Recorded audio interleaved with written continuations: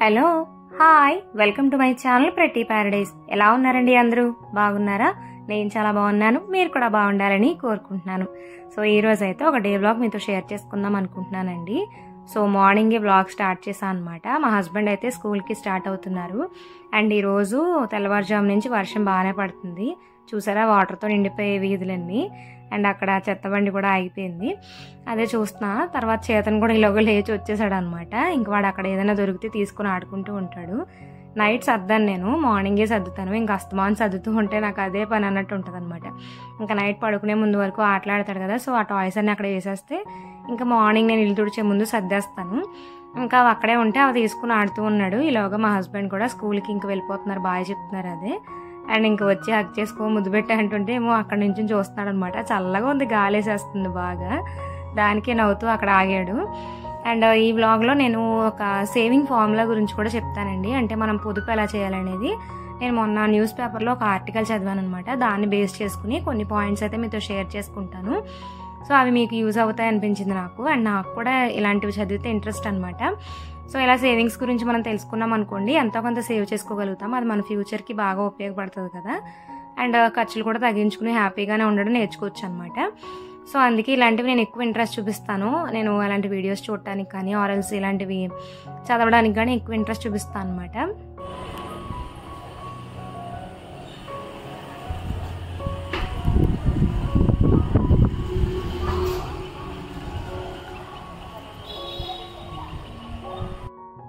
అలా చదువుతూ ఉంటే నాకు సేవింగ్ గురించి ఒక ఆర్టికల్ కనిపించింది అనమాట, పేపర్లో వేశారు. సో అదంతా కంప్లీట్గా చదివాను.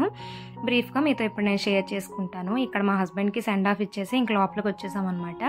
నేనైతే ఇంకా చేతను కూడా లేచేసాడు కదా, ఫస్ట్ బెడ్ అంతా సెట్ చేసేస్తున్నాను. మీన్వైల్ చేతనికి బ్రేక్ఫాస్ట్ కూడా అవుతూ ఉందనమాట. ఇంకా అది పెట్టేసి వచ్చి గ్యాస్ పైన ఇంక ఇది సెట్ చేస్తున్నాను అనమాట. ఈ లోపు కొంచెం పని అంతా అయిపోతుంది కదా అన్నట్టు. తర్వాత ఇంకా చేతన్ని అయితే ఫ్రెష్ అప్ చేయాలి. సో అది. అండ్ సేవింగ్ ఫార్ములా గురించి వస్తే, ఫస్ట్ అసలు మనం ఎంత సంపాదిస్తున్నామో దాన్ని ఎలా ఖర్చు పెట్టాలి అనే దాని మీద ఒక అవగాహన ఉండాలండి. సో అలా ఉన్నప్పుడే మనకి సేవింగ్ అనేది తెలుస్తుంది, సేవింగ్ అనేది జరుగుతుంది. లేదు అనుకుంటే కనుక పెరిగిన ఖర్చులు, మారిన లైఫ్ స్టైల్స్, అలా వీటి వల్ల మన శాలరీ సరిపోవట్లేదు అన్నట్టే ఉంటుంది. ఎవ్రీ మంత్ 1,00,000 రూపాయలు వచ్చే వాళ్ళకి అంతే ప్రాబ్లమ్స్ ఉంటాయి. 30,000 20,000 సంపాదించే వాళ్ళకి అలానే అనిపిస్తుంది. కాకపోతే ఎప్పుడు ఒకటే ఆలోచించాలి, మనకన్నా తక్కువ శాలరీ ఉన్న వాళ్ళు ఎలా గడుపుతున్నారు అని ఒక విజన్తో ఆలోచించామనుకోండి, మన శాలరీ మనకి చాలా బెస్ట్గా అనిపిస్తుంది. లైక్ నెలకు 30,000 సంపాదించే వాళ్ళు ఉంటే జస్ట్ 10,000 సంపాదించే చిన్న చిన్న వ్యాపారులు ఉంటారు కదా, రోడ్డు మీద మనకి బండ్ల మీద ఏ ఒకటి అమ్ముతూ ఉంటారు చిన్న చిన్నవి. సో అలాంటి వాళ్ళు ఎలాగా, తర్వాత మన చుట్టుపక్కల మనకు తెలిసిన వాళ్ళు చిన్న చిన్న పనులు చేసుకుని నెలకు ఒక 10,000 15,000 సంపాదించే వాళ్ళు ఎలా బ్రతుకుతున్నారు. సో ఇవన్నీ మనం ఆలోచించుకుంటూ ఉంటే మన శాలరీ మనకి బెస్ట్గానే అనిపిస్తుంది. సో అప్పుడు మనం దానికి తగ్గట్టుగా ప్లాన్ చేసుకోవాలని మన బ్రెయిన్ మనల్ని ట్రైన్ చేస్తుంది అనమాట. సో అలా ఆలోచించండి. ఫస్ట్ సేవింగ్కి అదే మొదటి మెట్టు అనిపిస్తుంది నాకు. నేనైతే ఎక్కువగా అబ్జర్వ్ చేసింది అదే. మనకన్నా ఎక్కువ ఉన్న వాళ్ళతో మనం కంపేర్ చేసుకుంటే మనం ఎప్పుడు కూడా తక్కువగానే కనిపిస్తాము.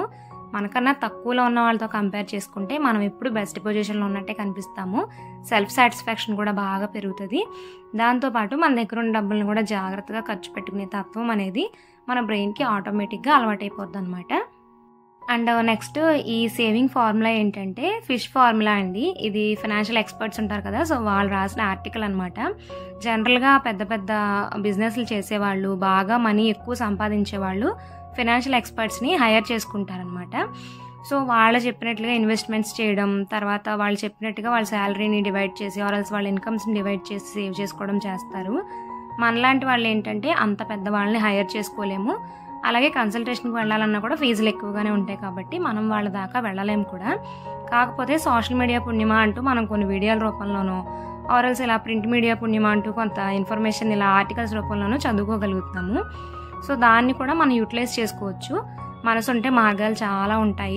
కాబట్టి ఒక్కసారి ఆలోచించి మీరే ఎవరికన్నా ఏ టాపిక్ ఇంట్రెస్ట్ ఉన్నా కూడా దాని నుంచి ఇన్ఫర్మేషన్ తెలుసుకోవడానికి దాని గురించి గూగుల్లో కానీ రెగ్యులర్గా న్యూస్ పేపర్ చదవడం కానీ లేదంటే గూగుల్లో ఆర్టికల్స్ చదవడం లాంటివి చేయండి.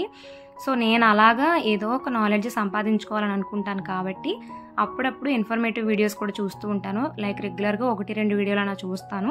దాంతోపాటు న్యూస్ పేపర్లో కూడా అలాంటి కాలమ్స్ చదువుతూ ఉంటాను అనమాట. చాలామందికి మనకి వసుంధర లాంటి కాలమ్స్ ఎక్కువగా ఇంట్రెస్ట్ ఉంటాయి కానీ ఇలాంటి కాలమ్స్ పెద్దగా ఇంట్రెస్ట్ అనిపించవు. కానీ ఇవి కూడా అప్పుడప్పుడు ఏదో చిన్నగా చదువుతూ ఉంటే ఇంట్రెస్ట్ పెరుగుతుంది, మన ఫ్యూచర్కి కూడా బాగా హెల్ప్ అవుతుంది. సో అలా నేను చదువుతూ ఉండగా నాకు వచ్చిన ఈ ఆర్టికల్ తగిలిందనమాట. సో అదైతే చెప్తాను మీతో ఇప్పుడు ఆ ఫార్ములా ఏంటనేది. మీన్వైల్ ఇక్కడ వ్లాగ్లో ఏం జరుగుతుందంటే నేను ఇక్కడ గుత్తి వంకాయ కర్రీ చేస్తున్నాను. చాలా సింపుల్గా ఉల్లిపాయ, పచ్చిమిరపకాయ, టొమాటో, నువ్వులు, పల్లీలు వేసి ఆయిల్ వేసి కాస్త ఫ్రై చేసుకుంటాను పచ్చివాసన పోయేంత వరకు. తర్వాత చల్లారి పెట్టుకుని మిక్సీ పట్టేస్తాను. ఈ గ్రేవీలో వంకాయలు ఫ్రై చేసేసి ఆ ఫ్రై అవుతుండగానే ఈ గ్రేవీ యాడ్ చేసుకుని అప్పుడు కుక్ చేసుకుంటాను అనమాట. సో చాలా ఈజీగానే అయిపోతుంది ఈ కర్రీ అండ్ చాలా టేస్టీగా ఉంటుంది. దాంతోపాటు చాలా న్యూట్రిషియస్ గ్రేవీ ఇది. నేను కొంచెం ఎక్కువ క్వాంటిటీలో చేస్తున్నాను. సాయంత్రం చపాతీ చేసుకుందాం అనుకుంటున్నాం అనమాట. సో చపాతీలో కూడా ఈ కర్రీ బాగుంటుంది.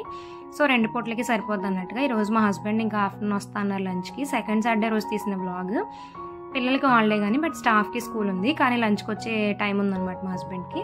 ఇంకా అందుకే లంచ్కి వస్తా అన్నారని చెప్పేసి నేను తర్వాత కుక్ చేస్తున్నాను లంచ్. ఈరోజు మార్నింగ్ బ్రేక్ఫాస్ట్ ఓన్లీ ప్రిపేర్ చేశాను అనమాట. సో అది ఇందులో కొంచెం కారం యాడ్ చేశాను, అంతే సరిపోతుంది. ఇంతకు మించి ఇంకా వేరే ఇంగ్రీడియంట్స్ కూడా ఏం యాడ్ చేయక్కర్లా. కొంచెం అల్లం వెల్లుల్లి కూడా ముందుగానే ఫ్రై చేసినప్పుడే యాడ్ చేశాను. సో దీన్ని ఇప్పుడు సిమ్లో పెట్టుకుని కుక్ చేసుకుంటే మన కర్రీ అంతా రెడీ అయిపోతుంది. సో నెక్స్ట్ ఇంకా చేతన వచ్చేసి ఇక్కడ నేను ప్రిపేర్ చేస్తుంటే కుల్దీప్ ఎంపై సాంగ్స్ ఉంటాయి కదా, సో అవి పెడతా అనమాట. డివోషనల్ సాంగ్స్ వాడికి చాలా ఇష్టము, పిల్లలు పాడుతూ ఉంటారు కదా. సో అవి చూస్తూ ఆటలాడుకుంటూ ఉన్నాడనమాట. సో అది అండ్ ఈ ఫార్ములా ఏంటంటే దీన్ని ఫిష్ ఫార్ములా అంటారండి. ఎఫ్ఐ అంటే ఫిక్స్డ్ ఎక్స్పెన్సెస్, ఎస్ అంటే సేవింగ్స్, హెచ్ అంటే హ్యాపీ టు స్పెండ్. మనం సంపాదించే శాలరీలో ప్రతి నెల కొన్ని ఫిక్స్డ్ ఎక్స్పెన్సెస్ ఉండాలి, దాంతోపాటు సేవింగ్స్ ఉండాలి, అలాగే మన ఆనందానికి ఖర్చు పెట్టడానికి కొంత డబ్బు కూడా ఉండాలి. ఎందుకంటే ఎంత సంపాదించుకుని ఎన్ని చేసినా ఆ రోజు మనం హ్యాపీగా గడపకపోతే ఫ్యూచర్ కోసం ఎంత దాచినా అది వ్యర్థమే. ఎందుకంటే మన జీవితం క్షణికం కాబట్టి ఎంతో కొంత మనం కావాల్సిన వాటికి అనుభవించకుండా హ్యాపీనెస్ పొందకుండా ముందుకెళ్తే మనం ఫ్యూచర్లో బాధపడాల్సి ఉంటుంది. సో అలాంటివి ఏమీ లేకుండా మనం హ్యాపీనెస్కి కూడా కొంత అమౌంట్ని ఎవ్రీ మంత్ పక్కన పెట్టుకోగలుగుతాం. ఈ ఫార్ములాని యూజ్ చేసుకుని మన శాలరీని మనం డివైడ్ చేసుకోగలిగితే. సో దీనిలో ఏంటంటే మనం మొత్తం 3 రూల్స్ పాటించాలి. ఫస్ట్ ఏంటంటే ఫిక్స్డ్ ఎక్స్పెన్సెస్, అంటే మన నెలవారీ అవసరాల కోసం, అంటే rent, current bill, groceries, vegetables, పిల్లలు ఉంటే కనుక వాళ్ళ స్కూల్ ఫీజులు, కానీ వాళ్ళ ఇయర్లీ ఎంత జరుగుతుందో అంటే ఎంత అవసరం అవుతుందో దాన్ని మనం మంత్లీ కన్వర్ట్ చేసుకుని బయట వాళ్ళు చేస్తే మంత్కి అవుతుంది కదా. సో ఆ ఫిక్స్డ్ ఎక్స్పెన్సెస్ని పక్కన పెట్టుకోవాలి. ఇక్కడ చాలామంది ఏమనుకుంటారంటే స్కూల్ ఫీజులే బోల్డ్ అని అవుతుంటే ఇంకా ఇందులో సేవింగ్ ఎక్కడి నుంచి తేవాలి, ఇంకా మిగిలినవి ఎక్కడి నుంచి తీసుకురావాలి, బోల్డ్ అంత ఖర్చు అవుతుంది కదా అనుకోవచ్చు. సో స్కూల్ ఫీజులు ఎలా తగ్గించుకోవాలి ఏంటనేది నా పాయింట్ ఆఫ్ వ్యూలో మీకు ఎవరికైనా ఇంట్రెస్ట్ ఉంటే కమెంట్ సెక్షన్లో షేర్ చేసుకుంటే నేను నెక్స్ట్ కమింగ్ బ్లాగ్స్లో దాని గురించి కూడా నాకు తెలిసిన ఇన్ఫర్మేషన్ని షేర్ చేస్తానండి. హోప్ మీలో చాలామందికి హెల్ప్ అవ్వచ్చు కదా, అది కూడా ఇన్ఫర్మేషన్. సో నెక్స్ట్ అలాగా వాటి కోసం ఫిక్స్డ్ ఎక్స్పెన్సెస్ కోసం కొంత శాలరీని పెట్టాలి. సో అది కూడా వీటికి అవసరమయ్యే ఖర్చు కన్నా ఒక 10% ఎక్స్ట్రా పెట్టుకోవాలి. ఎందుకంటే ఒక నెల కూరగాయల రేట్లు పెరగచ్చు, ఒక నెల సరుకుల రేట్లు పెరగచ్చు. సో ఏదేమైనా సరే మనం అసలు కొంత పెట్టుకుంటాం కదా, దానికి 10%. సపోజ్ మన శాలరీ ఒక 30,000 అనుకుంటే అందులో ఒక 15,000 ఖచ్చితంగా ఉంచుకోవాలి ఈ ఎక్స్పెన్సెస్ అన్నిటికి. మొత్తం 10% ఎక్స్ట్రా కలుపుకొని ఇది మనకి 50% కన్నా మించకూడదు. అంటే 30,000 శాలరీ ఉన్న వాళ్ళకి 15,000 ఈ ఖర్చులు ఉండాలన్నమాట. మన rent, current bill, groceries, vegetables, so ఇలాంటివన్నీ అంటే ఫిక్స్డ్ ఎక్స్పెన్సెస్, మనం బ్రతకడానికి మినిమం కావాల్సిన బేసిక్ నీడ్స్ కదా అవి. సో వాటి గురించి తర్వాత నెక్స్ట్ సేవింగ్ కోసం ఖర్చు పెట్టాలి. మన శాలరీ మిగిలిన 15,000 ఉన్నాయనుకోండి, సో దానిలో మనకి షార్ట్ టర్మ్ గోల్స్ ఉంటాయి, లాంగ్ టర్మ్ గోల్స్ ఉంటాయి.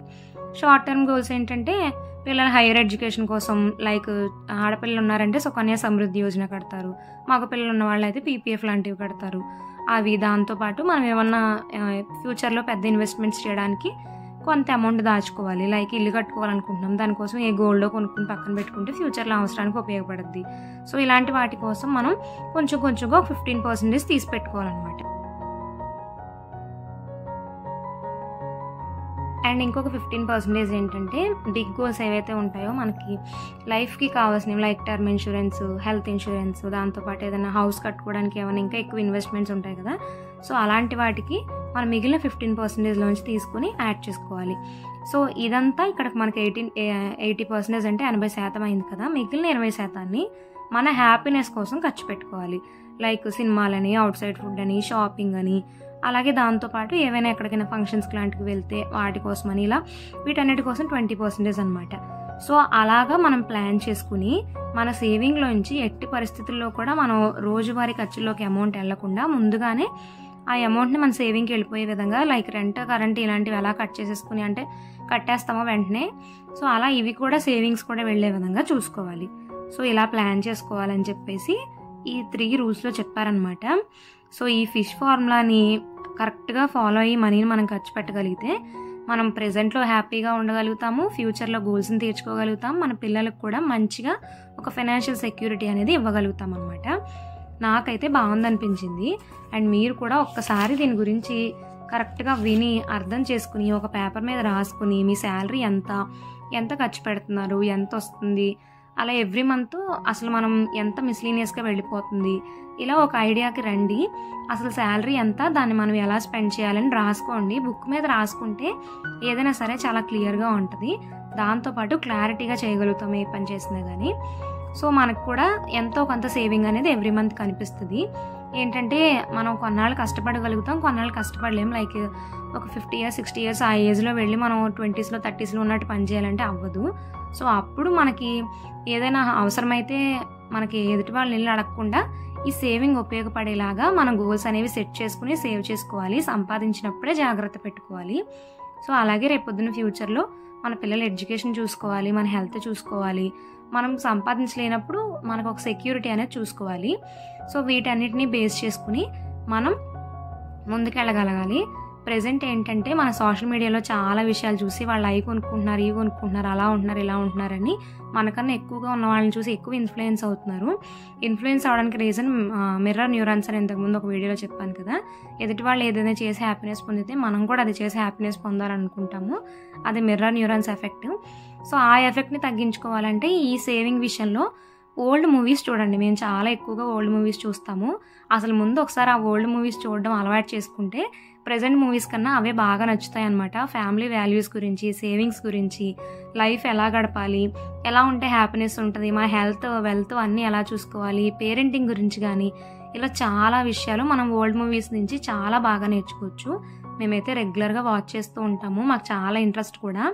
స్టార్టింగ్లో ఏంటంటే ఆ మూవీస్ చూస్తున్నప్పుడు మనకి అబ్బా ఎందుకు ఈ సినిమా అనిపిస్తుంది కానీ, బట్ ఒక మూవీ కంప్లీట్గా చూస్తే దానిలో ఎసెన్స్ ఏంటో మనకు అర్థమవుతుంది, మన లైఫ్కి చాలా బాగా ఉపయోగపడుతుంది. సో ఈ ప్రెజెంట్ డేస్లో ఉన్న అనవసరమైన ఎఫెక్ట్ల నుంచి మనల్ని మనం కాపాడుకోగలుగుతాం అనమాట. సో ఇది ఈ టాపిక్ అంతా ఇన్ఫర్మేషన్ మీకు ఎలా అనిపించిందో కమెంట్ సెక్షన్లో షేర్ చేసుకోండి. ఇంట్రెస్ట్ ఉంటే ఇలాంటి టాపిక్స్ నేను ఫ్యూచర్లో ఇంకా చెప్తూ ఉంటాను మీకు. నా పాయింట్ ఆఫ్ వ్యూలో షేర్ చేశాను, ఏమైనా తప్పులు ఉంటే క్షమించండి. సో నెక్స్ట్ ఇక్కడ ఆఫ్టర్నూన్ అయితే ఇంకా లంచ్కి అది అయిపోయింది అనమాట. రసం పెట్టాను, చేతనికి కొంచెం కర్రీ రసం వేసి పెట్టేశాను. ఈవినింగ్ స్నాక్స్కి అయితే స్వీట్ కార్న్ బాయిల్ చేశాను అనమాట. స్టీమ్ చేశాను. బాయిల్ చేస్తే న్యూట్రియంట్స్ పోతాయి కదా, అందుకే స్టీమ్ చేశాను. ఈవినింగ్ ఇంకా బయటకు వచ్చామన్నమాట న్యూస్ కానీ.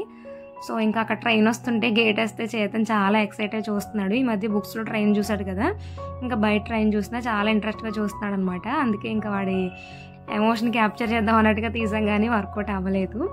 సో అది అండి, ఈ వ్లాగ్ అయితే ఇక్కడితో ఎండ్ చేసేద్దాం అనుకుంటున్నానండి. నేను చెప్పిన ఇన్ఫర్మేషన్ మీకు ఎవరికైనా నచ్చిందా, యూస్ఫుల్ అనిపిస్తే ఖచ్చితంగా కమెంట్ సెక్షన్లో షేర్ చేసుకోండి. ఫర్దర్గా నేను కూడా కంటిన్యూ చేయడానికి బాగుంటుంది. అండ్ స్కూల్ ఫీజులను మనం ఏ విధంగా తగ్గించుకోవచ్చు, మన పిల్లలకి ఏ విధంగా మనం టీచ్ చేయొచ్చు అనేది కూడా మీలో ఎవరికైనా టాపిక్ ఇంట్రెస్ట్ ఉంటే కమెంట్ చేయండి, నేను నెక్స్ట్ షేర్ చేస్తాను. So thank you for watching.